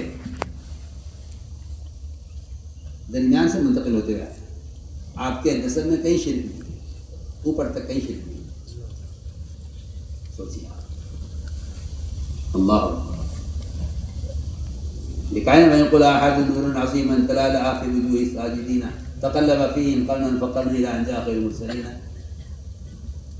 کہ آپ کا نور وہ تو منتقل ہوتا رہا ہر زمانے میں، پیٹوں سے پیٹوں میں، پیٹوں سے پیٹوں میں، پیٹوں سے پیٹوں میں لوگوں کی. ساجدین یعنی ایمان والوں سے منتقل ہوتے ہوئے آپ آئے ہیں. آپ کا قلب بالکل صاف ہے. پھر بھی جبرائیل نے آپ کے قلب کو زمزم سے کئی بار دھویا ہے، کئی بار دھویا ہے، تو صاف کیا ہے اس کو قرآن اس میں اتارنے کے لیے. آپ سوچیے، آپ عقل سے سوچیے، آپ فتوے چھوڑیے، اپنے دل سے فتویٰ. جس محمد صلی اللہ علیہ وسلم کے قلب کو بار بار زمزم سے دھو کر اس میں قرآن اتارا گیا ہے، آپ اس قرآن کو موبائل میں اتار کر کہتے ہیں کہ اس میں کیا حرج ہے؟ سوچیے، عجیب سوچیے آپ لوگوں. اس لیے ہمیں امید ہے کہ انشاءاللہ اس سے ہم اپنے آپ کو بچائیں. ہم ٹرین میں ہیں، بس میں ہیں، آپ قرآن کھول کے دیکھ کے پڑھیے. آپ کے ہاتھ میں قرآن ہوگا، ہر دیکھنے والے کے لیے آپ کا یہ عمل سب کے لیے عملی دعوت بنے گا. اسے سر سے لگائیے، اسے سینے سے لگائیے، اسے کھول کر دیکھ کر پڑھیے. کیا ضرورت ہے آپ کو کہ آپ موبائل میں قرآن پڑھیں؟ کیا ضرورت ہے؟ اس طرح ہم اہتمام کریں اللہ کے راستے میں نکل کر. ہمارے ساتھ ایک قاری ہو اور ہمارے ساتھ جو بھی قرآن پڑھا ہوا ہے ہم اس سے ایک آیت سیکھنے کی کوشش کریں. اور یہ بھی نہیں کہ بھائی 12 سورتیں 8 سورتیں 10 سورتیں پڑھ لی ہے کافی ہو گیا نماز ہو جائے گی، کہ نہیں، پورا قرآن پڑھنے کی کوشش کریں. آپ انگریزی کے 2-4 الفاظ سیکھ کر کہیں کہ بس کافی ہے میرے لیے، کہ نہیں، مجھے ڈاکٹر بننا ہے، سارا نصاب پورا کرنا ہے، انجینئر بننا ہے تو سارا نصاب پورا کرنا ہے، اور مجھے تو کالج کے سارا چہل پڑھنا ہے جو ہے انجینئر بننے کے لیے. آپ کیوں نہیں کہتے کہ میں نے ABCD پڑھ لی ہے میرے لیے کافی ہے؟ کہ نہیں، آپ دنیا کے بارے میں جو کہتے ہیں کہ نہیں جی ایک بھی کمی رہ گئی اگر تو یہ مجھے ڈگری نہیں ملے گی ڈاکٹری کی انجینئرنگ کی. آپ عجیب آدمی ہے کہ آپ 4 سورتیں پڑھ کے سمجھتے ہیں کہ قرآن کافی ہے میرے لیے. نہیں، پورا قرآن پڑھنے کی نیت بھی کیجیے. اگر نیت ہی کر لیا آپ نے اور اس کے لیے عمل نہیں کیا، صرف نیت کافی نہیں ہے. یہ بات یاد رکھو. آج کل لوگ اس میں ہے کہ نیت کر لو، بس نیت کر لو. نیت تو وہ معتبر ہے جو عمل کے ساتھ ہے. عمل اور نیت کے درمیان فاصلہ نہیں ہے. آپ نماز کی نیت باندھتے ہیں 4 رکعت ظہر، اس کے ساتھ ساتھ آپ کا عمل شروع ہو جاتا ہے.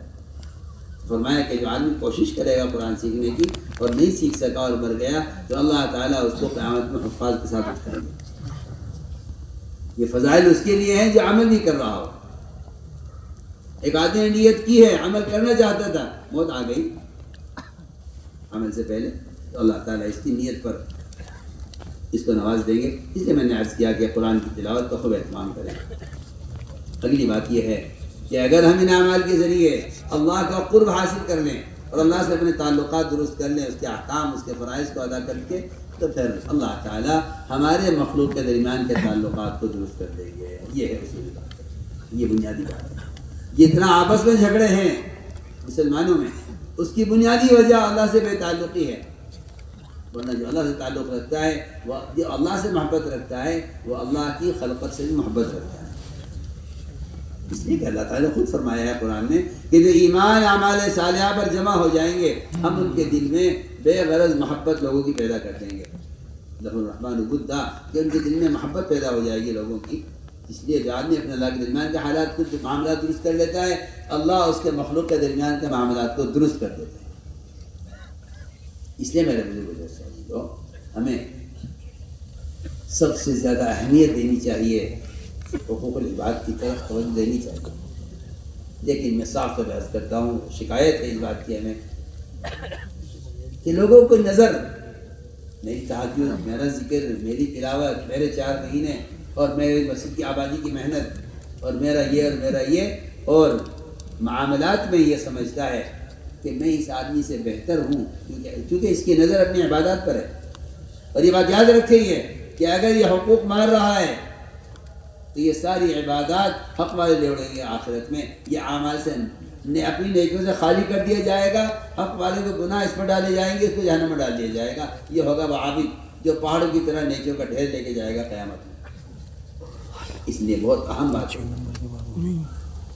کہ معاملات کے بارے میں ساتھیوں کے اندر بہت زیادہ کوتاہی ہے اور وہ یہ سمجھتے ہیں بلکہ ان کی عبادات کا کمال ان کے حقوق کو معاملات کی طرف سے غافل کر دیتا ہے کہ بھئی ہم تو بہت نماز پڑھتے ہیں ہم تو بہت تلاوت کرتے ہیں ہم تو تم سے بہت آگے ہیں عمل میں کہ آپ عمل میں کتنے بھی آگے ہوں لیکن اگر آپ کے ذمہ بندوں کے حقوق ہیں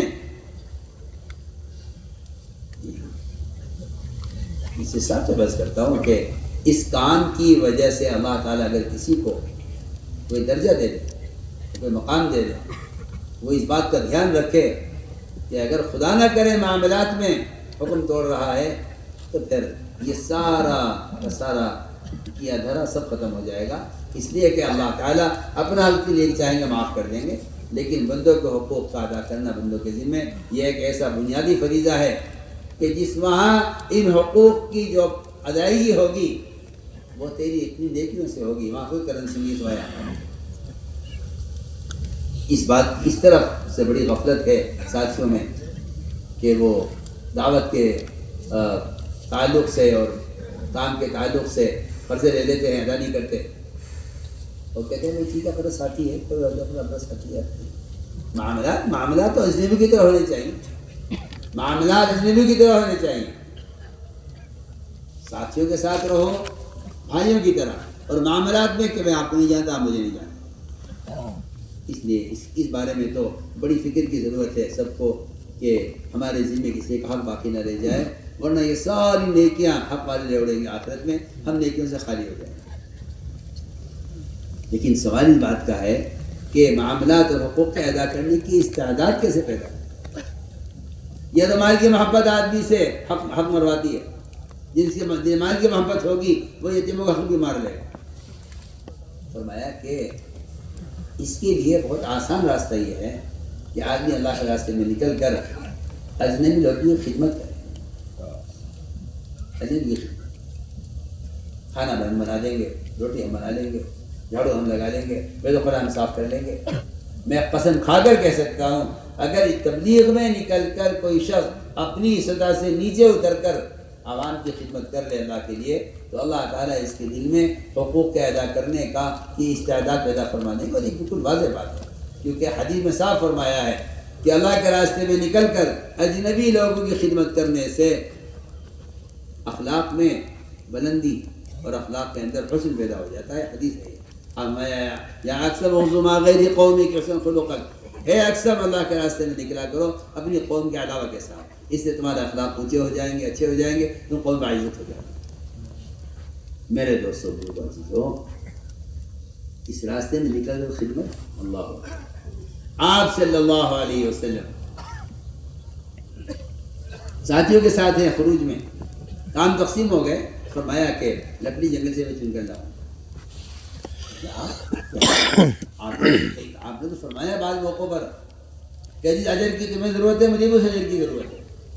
میں ایسا نہیں ہوں کہ میں اس میں صرف اجر کے وعدے بتانے کے لیے ہوں کہ میں تو بنا ہوا ہوں. نعوذ باللہ اس میں کوئی شک نہیں ہے کہ آپ سے زیادہ اکمل اخلاق میں اور عبادات میں کوئی نہیں ہے. لیکن آپ صلی اللہ علیہ وسلم خود ایک عام صحابی کی طرح اپنے آپ کو اجر کا محتاج بنا کر پیش کر رہے ہیں. اور فرمایا ایک اس میں ضرورت ہے نہیں اس کی ضرورت ہے.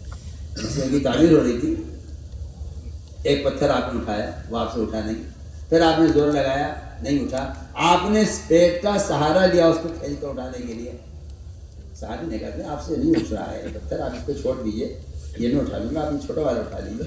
فرمایا کہ اس اجر کی تمہیں ضرورت ہے، مجھے بھی اس اجر کی ضرورت ہے۔ اس طرح حضور اکرم صلی اللہ علیہ وسلم صحابہ کے ساتھ اللہ کے راستے میں نکل کر اس طرح آپ کو عام لوگوں کی طرح اپنے آپ کو پیش کر دیا کرتے تھے ایک کام میں۔ اس لیے ہم کہتے ہیں کہ جماعت میں نکل کر اجنبی لوگوں کی خدمت، اس لیے کہ میں صاف طور سے کہتا ہوں کہ امت طبقات میں بٹی ہوئی، یہ کالے ہیں، یہ گورے ہیں، یہ اس خاندان کے ہیں، یہ نیچے خاندان کے ہیں، اونچے خاندان کے ہیں، یہ مالدار ہیں، یہ غریب ہیں، یہ اس ملک کے ہیں، وہ اس ملک کے ہیں۔ اس کام کا بنیادی مقصد امت کے درمیان کے طبقاتی فرق کو ختم کرنا ہے۔ اگر یہ طبقاتی فرق ختم نہیں ہوتا تو باوجود عبادات کے، ذکر و تلاوت کے، آپس کی خوریزیاں ختم نہیں ہوتی۔ حضور اکرم صلی اللہ علیہ وسلم نے امت بنائی تھی، امت بنانے کا مطلب یہ تھا کہ امت کے درمیان میں جو طبقاتی فرق ہے وہ ختم کیا جائے۔ امت کے درمیان کے طبقاتی فرق کو ختم کرنا یہ آپ صلی اللہ علیہ وسلم کا سب سے بڑا کارنامہ ہے۔ سارے انبیاء علیہ السلام سے ہٹ کر آپ نے جو اصل کام کیا ہے وہ یہ کیا ہے، ورنہ سارے انبیاء علیہ السلام مختلف قوموں کی طرف، قبائل کی طرف، مختلف ہر پیشہ ور کر بھیجے گئے ہیں۔ آپ صلی اللہ علیہ وسلم کی بعثت سارے انبیاء علیہ السلام سے مختلف ہے۔ آپ کا میدان محنت سارا عالم ہے، ہر قوم ہے۔ اس لیے آپ غور کریں گے، ہم تو اللہ معاف کرے ہمیں، ہم تو سمجھتے ہیں یہ ہمارے شورا میں کیوں آ گیا، یہ تو ہمارے صوبے کا نہیں ہے، یہ ہمارے ساتھ کیوں آ گیا، تو ہمارے حلقے کا نہیں ہے۔ عجیب طرح کی تقسیم ہے، عجیب طرح کی تقسیم ہے۔ میں سب سے کہہ رہا ہوں اس تقسیم کا مزاج بنا ہوا ہے کہ آپ تو ہمارے حلقے کے نہیں ہیں، آپ یہاں کیوں؟ مجھے آپ سے کیا آج مجھے شرم آتی ہے کہتے ہوئے، حلقے تقسیم کر کے ایک دوسرے کا تعاون چھوڑ دینا یا ایک دوسرے کو اپنے حلقے میں آنے سے روک دینا ہے مزاج ہے لوگوں کا۔ میں تو کوئی نہ کوئی تہمت لگا رہا ہوں، نہ میں کوئی نئی بات کر رہا ہوں، میں تو جو دیکھ رہا ہوں آواز کر رہا ہوں۔ مجھ سے شکایت کی ایک صاحب نے کہ جی یہ ہمارے حلقے میں آ گئے، تو میں نے کہا، میں نے کہا دیکھو یہ میرے محلے میں کیوں آ گیا، یہ مزاج مسلمان کا نہیں ہے، یہ مزاج کتے کا ہے، مزاج کتے کا نہیں۔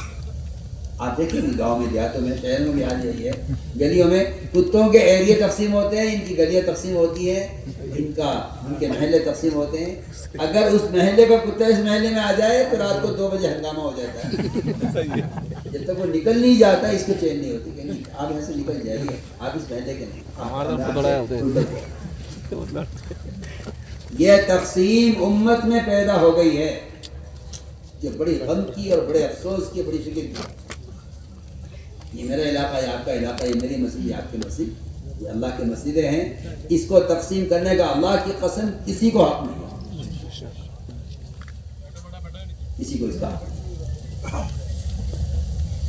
انتہائی فاسق اور انتہائی مفسد آدمی ہے وہ شخص، اس کے ذہن میں ہو کہ ہماری مسجد ہماری مسجد۔ مسجدیں بنائی اس لیے گئی تھی تاکہ امت کے درمیان کا طبقاتی فرق ختم ہو، تو میں نے مسجد کو طبقات میں تقسیم کر دیا۔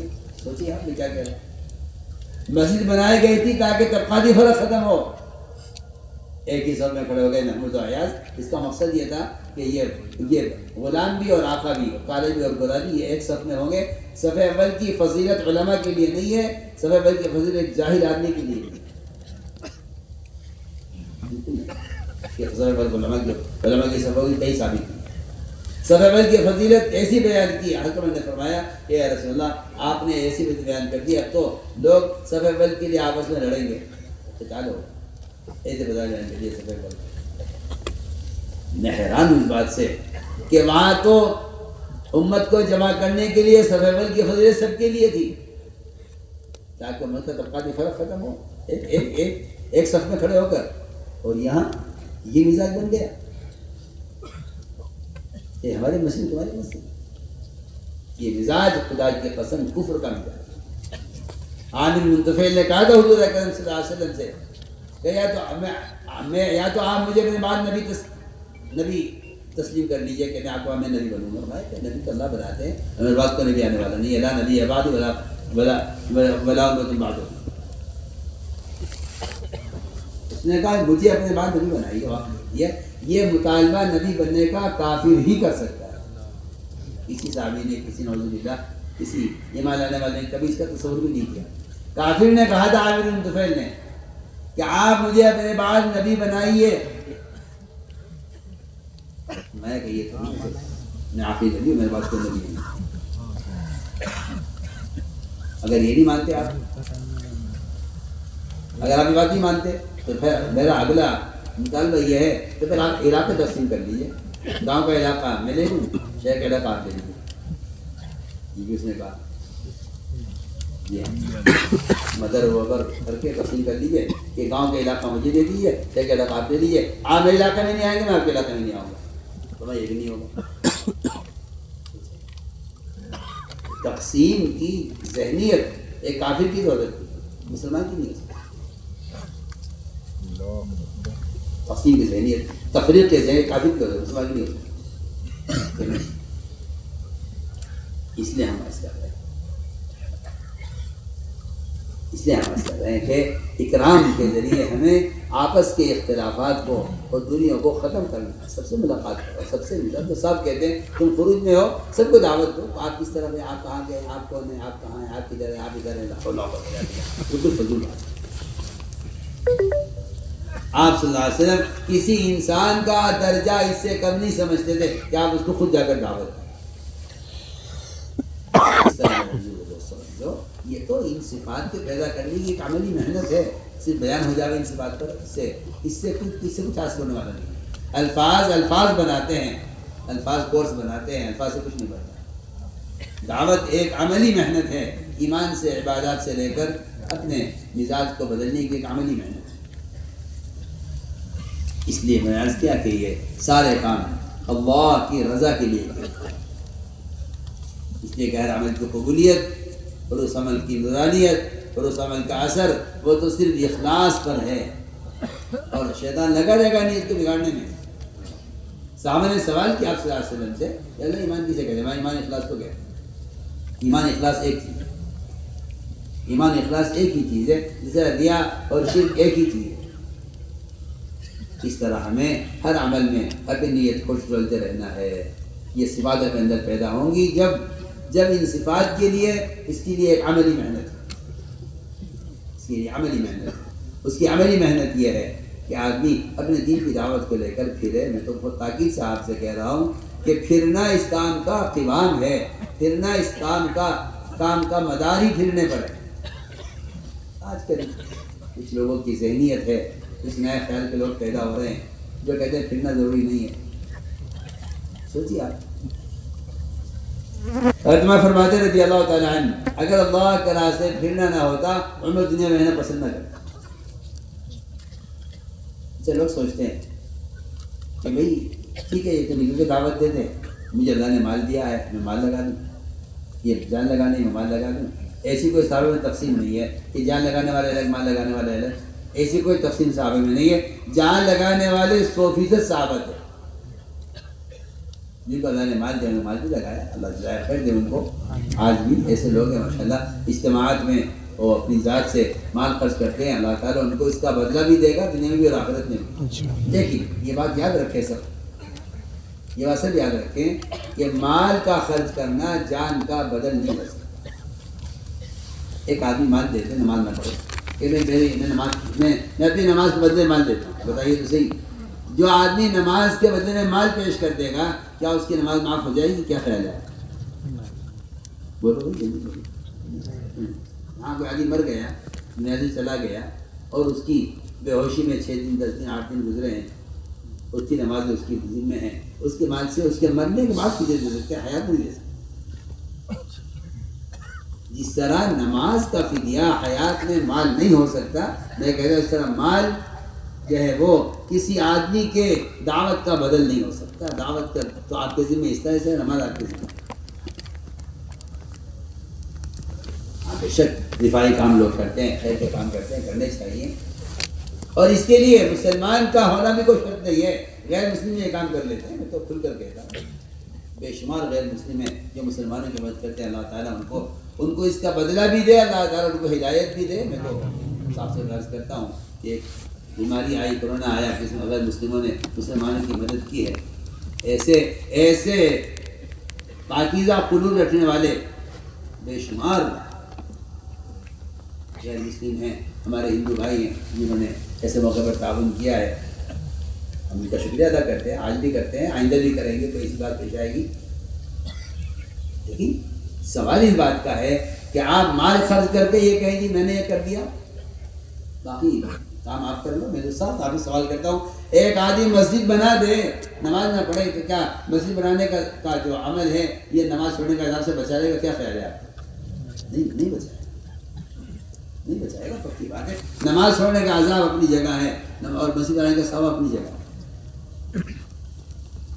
ثواب کا کام عذاب کا بدل نہیں ہو سکتا، صاف بات ہے۔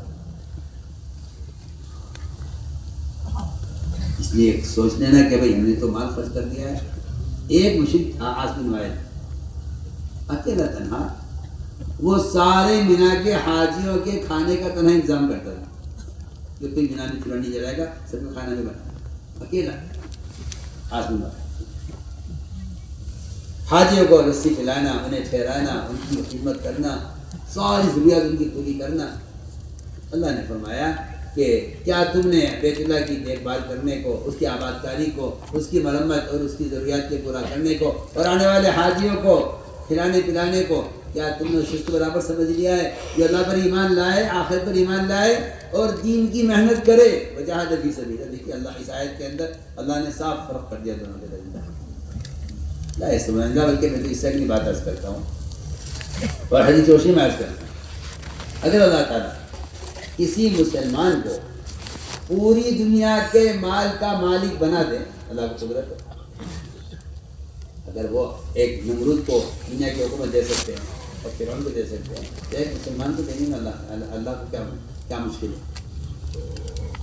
اور یہ مسلمان اس ساری دنیا کے مال کو اللہ کی رضا والے کام میں خرچ کر دے، خیر کے کام میں۔ میں قسم کھا کر کے کہتا ہوں حدیث کی روشنی میں کہ صرف آدھے دن نکل کر لوگوں کو دین کی دعوت دینے والے کے برابر نہیں۔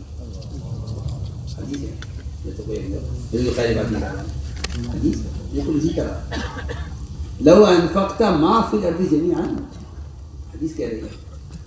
آپ نے فرمایا کہ اگر رواح سے ساری دنیا میں جتنا مال ہے زمین میں، تم سارا کا سارا خیر کے راہ میں خرچ کر دو، تم صبح نکلنے والی جماعت کے فضیلت کو حاصل نہیں کر سکتے۔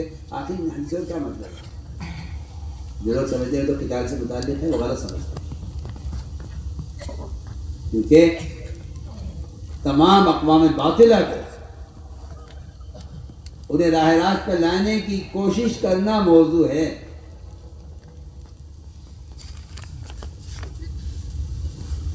رکاوٹ کو صرف ہٹانے میں لگا رہے آدمی۔ میں تو صاحب سے بات کرتا ہوں کہ اگر دعوت نہیں ہے تو پھر قتال پہ بھی وہ مدد نہیں ہوگی۔ جو مدد ہے وہ صرف دعوت کی وجہ سے ہے کہ اگر دفاع بھی کریں گے آپ تو دعوت کے بغیر، دفاع بھی دعوت کے بغیر اللہ کی قسم وہ مدد نہیں لائے گا، کیونکہ صرف دفاع نہیں ہے بلکہ دعوت کے ساتھ دفاع ہے۔ میری بات شاید کوئی سمجھے، دعوت کے ساتھ دفاع۔ اگر دفاعی کام ہو رہا ہے، دعوت نہیں ہے، تو اس دفاع پر کوئی مدد نہیں ہوگی، کیونکہ اللہ تعالیٰ کو یہ بات اچھی نہیں ہے لگتی کہ اللہ کی مخلوق سے کوئی عداوت رکھے۔ انبیاء علیہ السلام کی جو مددیں ہوئی ہیں وہ مدد شرط اس بنیاد پر ہوئی ہے، بلکہ میں کہتا ہوں اس شرط پر ہوئی ہے کہ یہ ان کی ہدایت چاہتے ہیں، ان کی ہدایت چاہتے ہیں، ان کی ہدایت چاہتے ہیں۔ وہ ان کی ہلاکت چاہتے ہیں، یہ ان کی ہدایت چاہتے ہیں۔ یہ دیکھ لیجیے آپ سارے انبیاء کا اور ان کے قوموں کا درمیان کے آپ حالات دیکھ لیجیے، انبیاء ہدایت چاہتے ہیں، وہ ہلاکت چاہتے ہیں۔ نبی خون پہنچ رہے ہیں اپنے چہرے سے اور نہیں چاہتے کہ قدر زندگی گر جائے کہ قوم ہلاک ہو جائے گی، اور وہ قوم کے لیے اللہ سے اللہم اہد قوما لا یعلمون۔ ادھر نبی اپنے خون کو روک رہے ہیں اور ادھر اس حال میں قوم کی ہدایت کے لیے دعا کر رہے ہیں۔ تو میں نے عرض کیا کہ یہ ہے بنیادی چیزیں سمجھنے کی، اس لیے میرے بزرگ کو بہت سوال ہے۔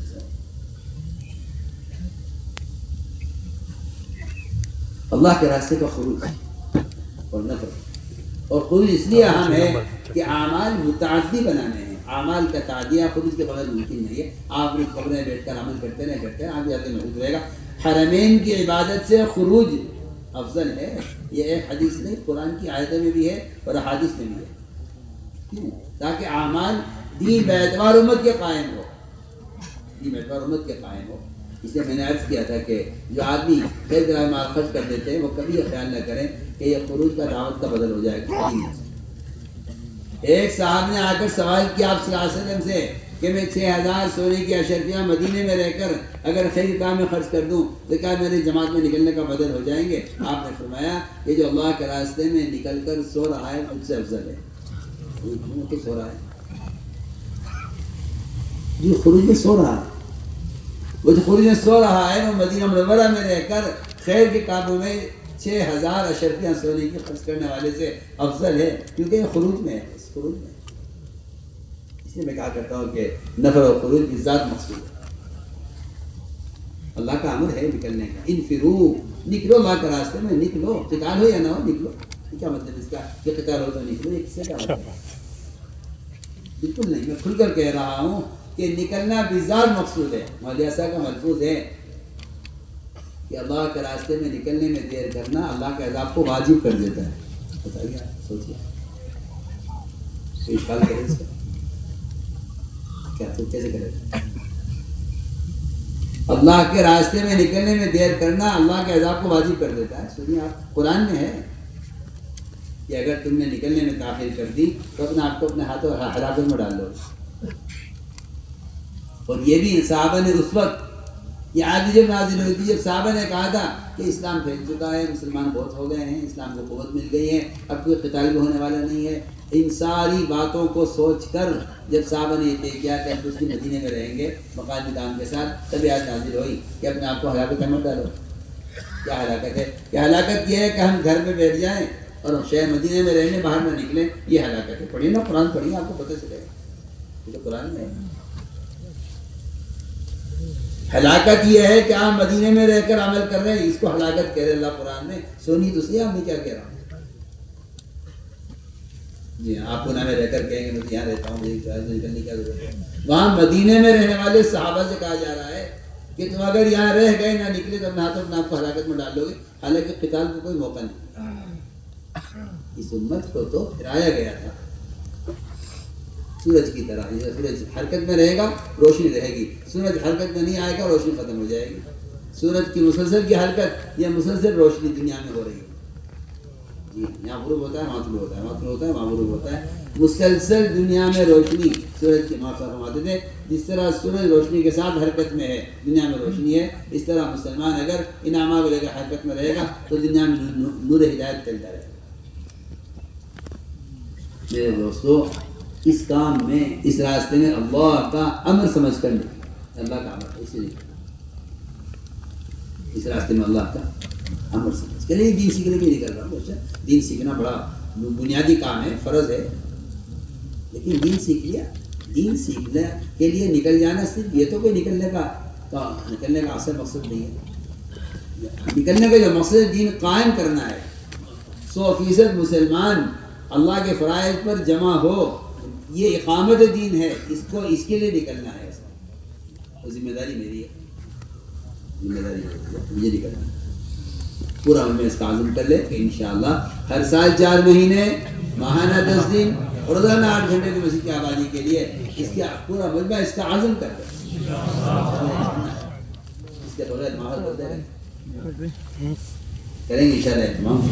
اسی طرح میرے اسی کام مقصد کے لیے نکلنا ہے. جہاں جماعتیں کو بنا ہے، جماعتیں جہاں سے ہو سکے پیدل چلیں. آپ ٹرین سفر کر رہے ہیں، اس بات کا پورا خیال رکھیں ہماری ذات سے قانون کی خلاف ورزی کہیں نہ ہو.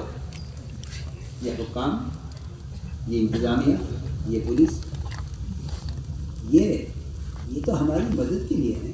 یہ تو ایک انتظام ہے. ہمیں چاہیے کہ ہم اپنی ذات سے انتظامیہ کی مدد ہم کریں، بجائے اس کے کوئی ہمیں الزام دے کے انہوں نے غلط کیا ہے. ہمیں چاہیے کہ انتظامیہ کی مدد کریں. آپ ٹرین میں نماز پڑھیں، گزرنے والوں کو دشواری نہ ہو، راستے میں نہ کریں. یہ نہیں کہ آپ رک جائیے ہم نماز پڑھ رہے ہیں. آپ نماز اس طرح پڑھیے سیٹ کے اندر کی طرف ہوگا، چاہے دو ساتھی نماز پڑھیں جماعت کر کے، لیکن مجمع کو روکنا یا ان کو پریشان کرنا۔ ایک اور بیماری ہے ہمارے ساتھیوں میں، جب جماعت سفر کرتی ہے نا ٹرینوں میں، تو جی ہم جماعت ہے، ہمیں تعلیم کرنی ہے، بھائی صاحب آپ سیٹ چھوڑ کے باہر جائیے، بھائی صاحب آپ ادھر آ جائیے، ہماری جماعت ایک ساتھ رہے گی، کیوں ایک ساتھ رہے گی، کیوں کیا ضرورت ہے آپ کو؟ یہ تعلیم کریں گے آپ سے کس نے کہا ٹرین میں تعلیم کرنے کے لیے؟ ٹرین تعلیم کرنے کی جگہ تھوڑی ہے۔ تعلیم کتاب پڑھنے میں تعلیم نہیں کہتے، آپ کے برابر میں ایک آدمی بیٹھا ہوا ہے، آپ اسے کلمہ سکھلائیں، تعلیم ہے، آپ اسے نماز سکھلا رہے، یہ تعلیم ہے۔ کس نے کہا آپ سے کہ صرف کتاب پڑھنے کی تعلیم ہے؟ ہماری جماعتیں مسافروں کو تنگ کرتی ہیں۔ ہم 8 آدمی کی جماعت ہے، ہماری سیٹیں ایک ساتھ ہو جائیں گی، ایسا آپ ادھر ہو جائیے، آپ ادھر چلے جائیے، کیوں مسافروں کو تنگ کرتے ہیں؟ جس کی سیٹ ہے اس کا حق ہے، آپ بجائے حقوق کے ادا کرنے کی مشق کرنے کے، آپ خروج میں حق مار رہے ہیں لوگوں کو۔ اس سے آپ کو بچائیے۔ اسٹیشنوں پر نماز پڑھنے میں بھی اس کا خیال رکھیں کہ ہماری ذات سے کسی کو تکلیف نہ ہو۔ کسی راستے میں لمبی جماعت کرنا یا لمبی نماز پڑھنا بالکل نہیں۔ سنتیں تو سفر میں سنت چھوڑنا سنت ہے، وہ بھی لیکن سواری پر۔ آپ مسجدوں میں ہیں، اپنی جگہ پہ پہنچ گئے ہیں جہاں کا رخ بنا ہے، تو وہاں تہجد کا، سنتوں کا، ساری بات کا اہتمام کرنا ہے۔ جہاں کا رخ بنا ہے جماعتیں وہاں جائیں، اور اس بات کا پورا خیال رکھیں کہ ہم سب سے پہلے مسجد میں پہنچیں۔ مسجد سے ہمارے کام کی ابتدا ہے، مسجد میں داخل ہو سنت طریقے سے، اور تحیۃ المسجد کا اہتمام کریں۔ 2 رکعت اگر مکروہ وقت نہیں ہے، عصر کے بعد کا وقت نہیں ہے، نوافل کا وقت نہیں ہے، اور ایسے ہی زوال کے وقت میں، اور ایسے سورج طلوع ہو رہا ہو تو ایسے وقت میں نوافل نہ پڑھیں۔ ہاں اس کے علاوہ وقت ہے تو آپ 2 رکعت تحیۃ المسجد پڑھ کر، سب سے پہلا کام مشورہ ہے۔ مشورے مقامی ساتھیوں کو ضرور ساتھ لیجیے، مقامی ساتھیوں کو ساتھ لے کر ملاقاتوں کا نظم بنائیے۔ متکلم آپ کا ساتھی رہے اور مقامی ساتھی آپ کے رہبری کرے، یہی سنت ہے آپ صلی اللہ علیہ وسلم۔ مقامی آدمیوں کو رہبر بنا کر ان سے کام لیا کرتے تھے، اس لیے ہمیں چاہیے جہاں جائیں وہاں جا کر ساتھیوں سے ملاقاتیں کریں۔ ہمارے چند گشت انتہائی اہم ہیں۔ عمومی گشت سب سے بنیادی چیز ہے، جو اسلام میں ریڑھ کی ہڈی، مالیہ صاحب فرماتے تھے گشت اسلام میں ریڑھ کی ہڈی کی طرح ہے۔ اگر ریڑھ کی ہڈی کا ایک مہرہ سرک جائے تو آدمی کا پورا بدن ڈھیر ہو جاتا ہے، نہ ہاتھ اٹھا سکتا ہے نہ پاؤں اٹھا سکتا ہے، کہ وہ کمر کی ایک ہڈی سرک گئی ہے۔ اس لیے 20 سال بستروں پر گزار دیتے ہیں لوگ، کیونکہ کمر کی ہڈی میں فرق آ گیا۔ مالیہ صاحب کا محفوظ کہ گشت ریڑھ کی ہڈی کی طرح ہے۔ مطلب یہ تھا کہ اگر گشت صحیح طریقے سے ہو گیا، گشت میں سامانوں کو نہ دیکھا، بازاروں کو نہ دیکھا، چیزوں کو نہ دیکھا، فرمایا اگر ایسا کیا پہلے سے زیادہ دنیا کی محبت لے کے لوٹو، پہلے زیادہ محبت لے کے لوٹو۔ فرمایا کہ ہاں گشت یا کہ صحیح طریقے سے ہو جائے تو پھر یہ پورا بدن یعنی سارے اعضاء سلامت رہیں گے۔ اگر گشت صحیح طریقے سے ہو جائے کہ ہم دعوت دے کر لوگوں کو مسجد کے ماحول میں لے آئیں، اور تو پھر فرماتے تھے کہ پھر اس سے سارے اعضاء، مدارس، مساجد، مکاتب، تحریکیں، تنظیمیں، گھریلو مسائل، سارا نظام جو اعضاء ہیں انسان کے جسم کے، ساری ضروریات پوری ہو جائیں گی اگر یہ گشت صحیح طریقے سے ہو جائے۔ اگر یہ کمر ریڑھ کی ہڈی اگر مضبوط ہے تو سارے کام مضبوطی کے ساتھ ہوں گے۔ میں تو مثال دے کر عرض کر رہا ہوں، عمومی گشت آپ صلی اللہ علیہ وسلم خود بڑھتے لوگوں کی طرف، خود دعوت دیتے، کسی فرد کا درجہ ایسے کم نہیں سمجھتے کہ آپ اسے خود دعوت دیں۔ اس طرح ہمیں اس کا اہتمام کرنا ہے۔ دوسرا عمومی گشت ہو گیا، لوگ آ گئے، بات ہو گئی، سمجھ گئے، اب ان کو وصول کرنا۔ ہاں جی میں نام لکھ لیجیے، آپ نے نام لکھ لیا، وہ چلا گیا۔ آپ کو چاہیے کہ اسے وصول کر کے لائیں، وصولی گشت، انہیں وصول کر کے لائیں، ان کا خرچہ لے کر، ان کا بستر لے کر، جماعت بنا کر۔ جماعتوں کو چاہیے کہ جماعتیں نکالیں، جماعت کو چاہیے کہ جماعتیں نکالیں۔ اور میری بات آپ سب نوٹ کر لیجیے گا، 4 مہینے سے کم کی بات کوئی جماعت کسی ملک میں، کسی مسجد میں، کسی علاقے میں کام ہو وہاں یا نہ ہو، علاقہ بنجر ہو یا علاقہ کام کرنے والوں کا ہو، 4 مہینے سے کم کی بات کسی کی زبان پر نہ آئے۔ کیا کہہ سب سے اس سے کم کی بات 4 مہینے سے کم کی تشکیل زبان پر ہرگز چلہ کا لفظ نہ آئے زبان پر۔ آپ یہ کہیں گے چلیے خیر اگر نہیں چاہیں گے تو چلے گے تیار ہو جائے، یہ بھی نہ وہ کہہ رہے میں چیلا دوں گا، آپ کے آپ 4 مہینے کے لیے تیار۔ جب وہ کہہ رہا ہے میں چیلا دوں گا، آپ چیلا قبول کر لیں۔ آپ یہ مت کہیے کہ نہیں چیلا نہیں چاہیے، آپ چیلا قبول کر لیں، اس روز کو قبول کر لیجیے کہ شاید یہ 40 دن کے دوران 4 مہینے پورا کر لیں، ارادہ کر لیں۔ 4 مہینے سے کم کی تشکیل ہرگز نہ ہو۔ مولیہ صاحب کا یہ سب سے اس زمانے کا ملفوظ ہے جب پہلی جماعت ہوتی کراچی بھیجی، اس زمانے کا یہ حکم کہ 4 مہینے سے کم کی بات نہ کریں، چاہے کوئی نئے سے نیا آدمی ہو، بڑے سے بڑا تاجر ہو، بڑے سے بڑا کوئی بلڈر ہو، بڑے سے بڑا کوئی مالدار ہو، کوئی وزیر ہو، 4 ماہ سے کم کی بات نہ کریں۔ مولیہ صاحب کا ملفوظ ہے ہر سال 4 مہینے اس راستے میں نکلنے کو، اپنا اگر زندگی نہ بنایا ایمان کا مزہ نہیں چکھ سکتے، تو معمولی بات ہے۔ اس لیے آپ جہاں بھی جا رہے ہیں وہاں جم کر بات رکھیں، بچانے کی جم کر تشکیل۔ امت میں استعداد ہے، مگر اگر آ جائے تو ویسے کسی کا بھی 4 سال کے لیے آپ کو جانا ہے فیملی کے بغیر، ہاں جی چلو تیار۔ میں تو آپ سے کہہ رہا ہوں استعداد ہے، اگر ویزا آ جائے آپ کا کسی ملک سے اور وہاں سے آپ کو 2-4 لاکھ روپے کی آپ کو تنخواہ ملنے لگے، تو آپ کی ماں، آپ کے باپ، آپ کے بھائی بہن بیوی سے کہیں گے خدا کے واسطے چلے جاؤ، خدا کے واسطے چلے جاؤ، آپ کی خوشامد کریں گے۔ آپ نہیں جائیں گے تو ان کو وہ ناراض ہوں گے آپ پر کہ آپ نہیں جا رہے۔ آپ سوچیں تو صحیح، دنیا کے لیے اتنی استعداد ہے۔ مجھے ایک صاحب نے آگے شکایت کی کہ میں اپنے بچے کو ملک بھیجنا چاہ رہا ہوں، جانے کو تیار ہوں، آپ دعا کر دیجیے اللہ کے واسطے وہ چلا جائے، اس لیے کچھ تمام ملازمت مل رہی ہے، بڑی اچھی آمدنی ہو رہی ہے۔ جیسے کہتا ہوں آپ ہی آدمی دنیا کے لیے مارا پھرے، جبکہ صحابہ اکرام کی نقل و حرکت ملکوں میں دین کو قائم کرنے کے لیے تھی۔ صلاحیت ہے لیکن بس ذرا سا رخ کرنے کی ضرورت ہے۔ اس طرح ہمیں انشاءاللہ ہر جگہ سے نقل جماعتیں جو 4 ماہ لگائے ہوئے 3 بار آپ کھل کر ان کی تشکیل کریں بیرون کے لیے، 2 لاکھ 2.5 لاکھ 3 لاکھ فرض کا مطالبہ کریں۔ اس میں جھجکنا یہ امت کی صلاحیتوں کو ضائع کر دینا ہے۔ بالکل نہیں، آپ بتائیں 2 لاکھ کے لیے کون تیار ہے؟ 3 لاکھ خرچ کرنے کے لیے کون؟ اس سے حوصلے بڑھیں گے۔ صحابہ کرام کے زمانے میں تشکیل کا طریقہ یہی کہ یہ تقاضا آ گیا ہے، اس تقاضے پر یہ خرچہ کون دے گا؟ اسی طرح صحابہ، اس طرح ہمیں انشاءاللہ ہمت سے ہر جگہ بیرون کے لیے تشکیلیں بھی کرنی۔ تیسرا گشت وہ ہمارا تعلیمی گشت ہے، تعلیم کے ساتھ گشت کا اہتمام کریں، میں عرض کر چکا تعلیم کے ساتھ۔ اسی طرح ہمیں ہمارے خصوصی ملاقاتوں کے ذریعے علماء ہیں یا خواص ہیں ان کے خصوصی میں جانا ہے، علماء سے تو ملاقات کر کے کہا کر ہماری جماعت مسجد میں آئی ہے، آپ اگر تشریف لا کر ہمیں چند کلمات آپ فرما دیں گے، ہمیں بھی فائدہ ہوگا، ہماری جماعت کو فائدہ ہوگا۔ تو علماء سے بھی عرض کر رہے ہیں کہ مسجدوں کو وقت دے کر وہاں کے عوام سے تعلق قائم کریں۔ علماء عوام کے درمیان یہ موبائل، علماء عوام کے درمیان غم فلے، یہ نہ عوام کی تربیت کا طریقہ ہے، نہ تعلیم کا طریقہ ہے، کچھ نہیں ہے۔ عوام علماء کا اجتماع چاہتے ہیں مساجد کی سطح پر، تاکہ ہر مسجد مدرسہ بنے اور یہاں سے امت کو دین سکھلایا جائے۔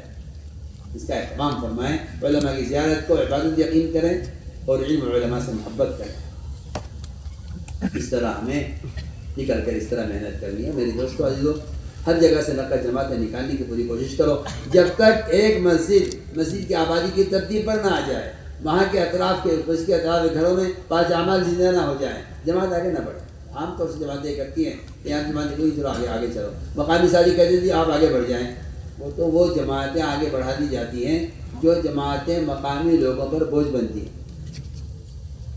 جی ہاں، ہم تو صاحب کہتے ہیں اگر آپ جا رہے ہیں مہمان بن کر تو مقامی ساتھی کہیں گے آپ آگے بڑھ جائیے، اگر آپ جا رہے ہیں میزبان بن کر تعریف فرماتے رضی اللہ تعالیٰ عنہ کہ جب تم اللہ کے راستے میں نکلا کرو تو مال زیادہ لے کے نکلا کرو، اور جہاں جاؤ وہاں دسترخوان وسیع کرو اور وہاں کے لوگوں کا اکرام کرو۔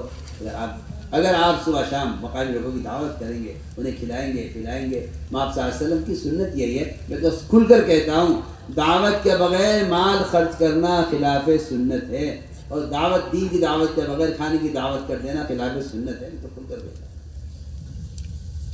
سنت یہ ہے کہ دعوت دین کی دعوت کے ساتھ اکرام دعوت کے بغیر یہ خلاف سنت ہے۔ اس لیے آپ سے میں تاکید سے کہہ رہا ہوں کہ جماعت میں نکل کر جہاں جاؤ، بجائے آپ ان کے مہمان بنے انہیں اپنا مہمان بنائیں۔ آپ داعی ہیں، آپ میزبان ہیں، وہ آپ کے مہمان ہیں، وہ مشہور ہیں۔ اگر اس طرح محنت ہوگی تو جماعت کو مقامی لوگ کہیں گے جی ماشاء اللہ آپ اور قیام کیجیے، جماعتیں نکل رہی ہیں، لوگ متوجہ ہو رہے ہیں. اور اگر آپ اس میں لگ گئے کہ بھائی مقامی لوگ ہمارا کوئی انتظام کر دیں تو آپ کو بہت کون اٹھائے گا، پھر آپ کو کہا جائے گا آپ اسی جگہ منتقل ہو جائیں گے. نہیں، اس لیے تاکہ سے کہہ رہا ہوں کہ ایک مسجد میں جم کر کام کرو، چاہے 8 دن 10 دن، میں نہیں کہتا کوئی 3 دن 4 دن کا کوئی اصول ہے، بالکل نہیں ہے. کوئی اگر کہتا ہے مسجد میں اتنا ٹھہرنا ہے، کوئی اصول نہیں ہے. سب سن لیں، مسجد میں جتنی ضرورت ہے، کیا ضرورت ہے؟ مقامی کام شروع ہو جائے، مسجد کی آبادی کی ترتیب یہاں شروع ہو جائے، یہاں سے جماعتیں لا کر راستے میں نکل جائیں، اور گھروں کے اندر مردوں کے ذریعے سے گھروں میں 5 اعمال زندہ ہو جائیں. جب آپ یہ دیکھ لیں کہ مسجد کے اطراف میں کام کی فضا بن گئے باہر، تو تب آگے بڑھیں. چاہے آپ کے 10 دن 15 دن ایک جگہ لگ جائیں، کوئی حرج نہیں، رہے مسجد میں جماعت کیا بات. اس طرح ہمیں ایک جگہ جم کر کام کرنا پڑے گا، صبح کو یہاں، شام کو وہاں، صبح کو یہاں، شام کو وہاں.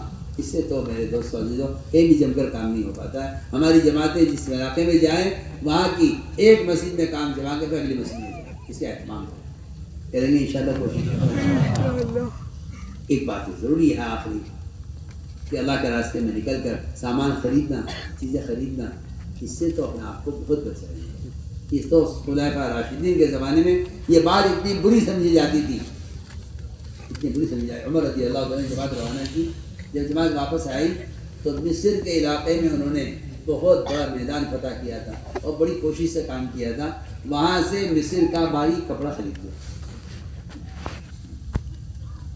اور مدینے میں موٹے موٹے کپڑے پہنتے تھے خرید کے، وہاں سے باریک کپڑا اچھا لگا وہ خرید لیا. وہ کپڑے پہن کے واپس آئے، وہیں سلوا لیے جماعت میں. جب واپس آئے انہوں نے بڑی محنت کی تھی اور بہت بڑا علاقہ فتح کیا تھا. عمر رضی اللہ تعالیٰ عنہ ان کو دیکھ کر سخت ناراض، ان سے منہ پھیر لیا، سلام کی جواب نہیں دیا کسی.